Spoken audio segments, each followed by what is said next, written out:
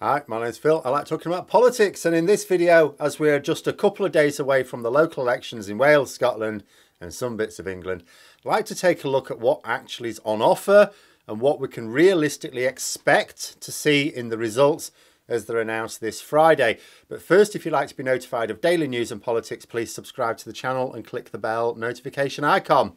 So the first thing to say would be that in the media, there's this election circus going on like it's some sort of proxy for the next general election. It's not.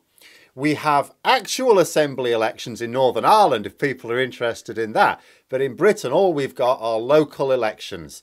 And there are a few things to consider which push against the idea that this is somehow a trial run for the next general election. First and foremost, the whole country isn't voting. Large parts of England have no local elections going on this week. I'm not voting for anything this week because there are 0 elections for me to take part in. Mine were last year. Second, these are not the first local elections to take place since the Tories lost power. When the same seats were up for grabs last time in 2018, the Conservatives had been in power for 8 years already. So although it is a truism that the party of government can get a bit of a beating in local elections and you'd expect them to take losses, the Tories have already taken that hit in the past. This is the 3rd time at least that the seats that are up for grabs this week have been fought over since the Tories were in government. Any seats that they were going to lose just because people want to punish the party of government have already been lost. This, in conjunction with the fact that many of the more contentious areas are not actually up for local election this year, means that the Conservatives are limited in how much damage they can realistically sustain. And third, yes, there are people who will turn out to vote to send a national message. A lot of voters will treat the election for what it is, though, a way of deciding who should be in charge of fixing potholes, collecting the rubbish and reducing the impact of roadworks. If there's, say, a Conservative councillor in your area, despite their general politics, if they're hard-working and do their best for the community and they're really good at getting things done, then people who have traditionally voted Conservative, that's why they're a councillor in the first place, they've traditionally voted Conservative, they're not likely to give that person the sack just because they don't approve of Boris Johnson. So considering those few things, there isn't really an empirical expectation that the Conservatives are bracing for a bad time this week. Now, that's not me saying that the results won't be bad for the Conservatives. I don't know how it's going to go. I hope it is, because there are some other things going on as well. It is tricky, though, even with polling, because unlike in a general election, individual council seats, they might only see a few hundred people voting for them. You know, and the polling we've got is on a much wider scale than individual wards. So I've got no idea what's going to happen this week. All I do know is that the spread of seats doesn't look like it really coincides that well with the key battlegrounds for the next general election. There are even places where the Conservatives could make gains, though it should still be a net loss overall. But, you know, a loss of support for the Conservatives doesn't always mean losing a seat or a whole council. They might lose very few. This is because it's still a first-past-the-post system in many of them. They do use single transferable vote in Scotland. Wales looks like it might go down that route in the future, but they still use the first-past-the-post system like England. So under that system, unless there's a seismic change in voting behaviour, or it was a marginal anyway, you don't expect to lose seats just because you suddenly become less popular. Which brings me on to what we should maybe look out for. And it's not how many seats change hands, or even where.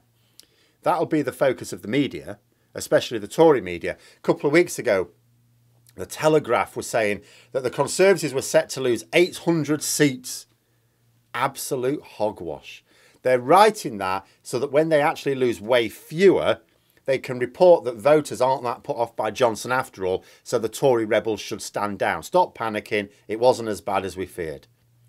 All the talk in the mainstream media is of Conservatives bracing for a bad set of results and getting ready to submit their letters of no confidence in Boris Johnson this Friday. Now, obviously, I can't rule anything out, but I've seen absolutely zero reasoning for this to be the case.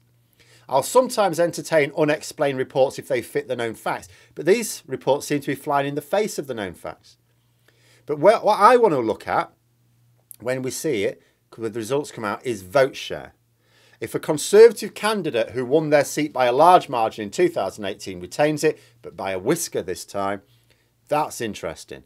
The seat won't have been flipped. You know, when you look at just the results coming in, it was a Tory seat, it stays a Tory seat. But it will have changed from a safe seat to a marginal seat. Now, if you add that up for the various areas being contested in a region, and then think across a whole constituency what might happen in the general election, that could be a sign of change coming. And if Labour and the Lib Dems are increasing their vote share in key areas, not just across the country, but in key areas, that'll be a sign that it isn't just Tory voters staying home, which still helps, read the sign, but that some are shifting to other parties, or that previous non-voters are turning out. And a second thing to look out for will be what difference is made where various anti-Tory parties go a bit easy in areas where they cannot win, but one of the others can. We can expect, for example, to see Labour being a bit lacklustre in Lib Dem target areas. Now, will this work to flip more seats? We'd certainly expect it to work on some. We've seen it working now and then sporadically on the odd council by-elections over the last year. But how much of an impact partly it depends on exactly how much cooperation is going on, and also, of course, how successful it is. But that'll be interesting.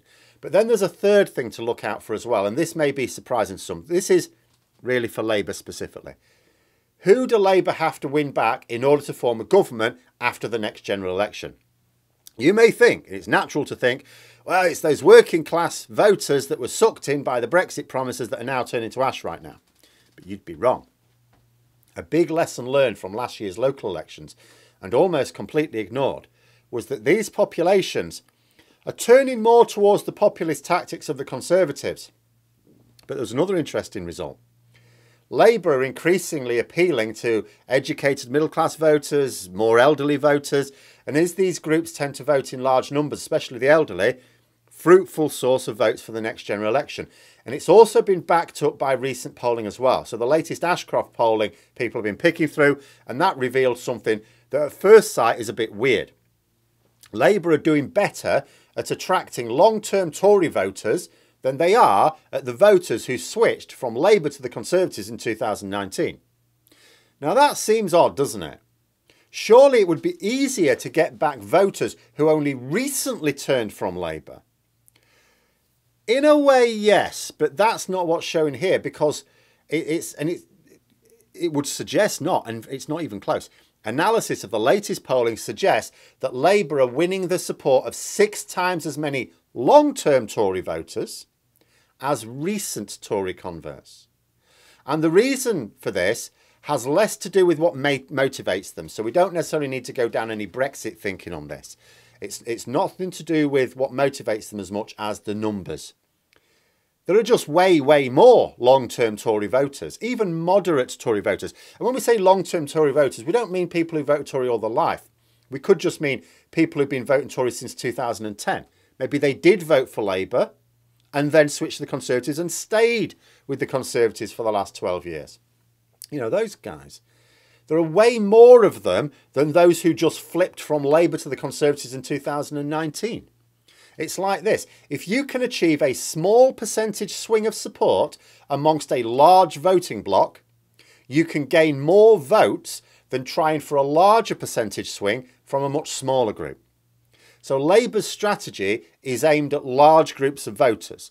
Labour have been talking about their need, for example, to reach elderly voters via their questionable social media policies, for example. And the local election results last year showed that they were making gains with these demographics. And the latest poll is also backing this up. In fact, actually, what the latest polling could be showing is that Labour's push for increased support from these large voting groups is working. So it'll be interesting to see what comes of that in the local elections as well. You know, but yeah, I'd be amazed if we see a load of council seats tumbling for the Tories. I suspect there will be some anti-Tory commentators that will be pointing it and go, oh yeah, it's absolute disaster for the Tories. And the Tory commentators will be going, actually, this isn't that bad at all. And it's all, you know, they're the party of government, blah, blah, blah. I don't really expect objectively to be anything seismic. I could be wrong. We're not quite into I'll eat my hat territory, but I would be surprised. But what I am waiting for is the analysis of vote share the gains and losses in that, which demographics it's happening in, and how it might build up a picture for the way people may be voting in the larger constituencies come the general election. But those are my thoughts. Let me know yours in the comments below.